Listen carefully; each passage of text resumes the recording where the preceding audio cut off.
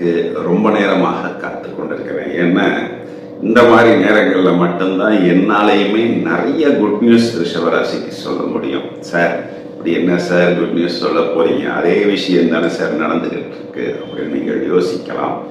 இருந்தாலும் என்ன நடக்க போகிறது இந்த அக்டோபர் மாதத்துல அப்படின்னு பார்த்தோம்னா, ஃபர்ஸ்ட் பாயிண்ட், இவங்க ராசியாதிபதி இவ்வளவு நாள் கேதுவுடன் அமர்ந்திருந்தார், நீர்த்து போயிருந்தார், பலம் இழந்திருந்தார். அவர் என்ன பண்றாருன்னா, இவர்களுக்கு 5ஆம் இடத்தில் நீசம். சார் நீசத்தை எப்படி சார் குட் நியூஸ் சொல்றீங்க அப்படின்னா, 5-6 பரிவர்த்தனை இருக்கிறது. அது ஒரு சுப பரிவர்த்தனை இந்த ரிஷபராசியை பொறுத்தவரை.